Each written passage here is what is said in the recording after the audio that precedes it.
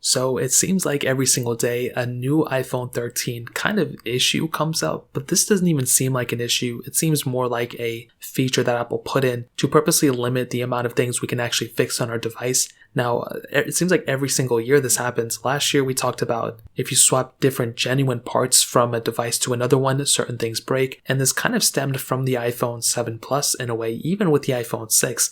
If you replace the screen, then if you actually went ahead and replaced the screen on an iPhone 7 or above, the Touch ID actual home button wouldn't work. I have several iPhones that fit that, let alone the Touch ID wouldn't work as well. And then with the iPhone 10, it just seems like every single year there's less and less things to actually repair on your phone. And 9to5Mac pushed out this article, which I kind of already thought this would happen. And I think I talked about this a couple weeks ago when the iPhone 13s came out. And they actually basically confirm, or iFixit confirms, that the iPhone 13 does actually disable Face ID after you do a third-party screen repair. So they continue to go on that says, if you actually went ahead and repaired the display, Face ID actually would not work, which kind of makes sense, but also it's just another way Apple is pretty much limiting the amount of things we can fix. Now they actually say that there's a specific software, it's called I think Apple Services Toolkit 2, that can actually make new screens work by logging the repair. So within the serial numbers and within Apple Cloud servers and all those things that they mentioned, pretty much there's a software limitation of the device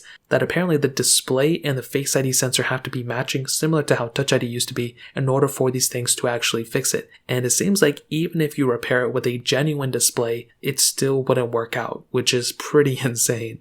So what does this mean? Well, pretty much if you're planning on buying an iPhone 13, and if you actually wanted to go ahead and have the highest repairability score, well, the iPhone 13 is another one of those iPhones that Apple has put in to actually, that basically limits the amount of things we can go ahead and actually repair. Now, I do think the only good thing, even remotely close to this with the iPhone 13, is that it is a little bit more durable. So if you're planning on throwing it out, if you're planning on accidentally dropping it or whatever, which you don't plan to accidentally drop it, it will be a little bit better at, managing the specific, it'll be a little bit better at handling whatever you threw at it. Now, if you still crack the display, which I've cracked a lot of phones in my day, and just having that thought in the back of my head that I have to take it into Apple to repair is kind of an annoying thing. We are one step close. I think we're about 2 generations out before, if you actually crack the display and if you actually repair the display will actually not work. Like the phone won't work and it will be almost like an iCloud lock on your iPhone. I think we're about like 2 or 3 generations away from that. And this is Apple kind of leading us. And then we'll look back at the iPhone 13 and think to ourselves, wow, at least the phone works. Now, if you repair anything with the phone won't even work half the time. So with every single iPhone release, I'm happy with different features and stuff, but this is another one of those annoying issues that we can't really do anything about. We mention these things every single year. It seems like the iPhones get more strict as more iPhones come out. So I guess we'll see what happens. I mean, I'm spreading awareness of it, but there's really no point at this point. If you guys have any other questions or anything, let me know in the comment section below.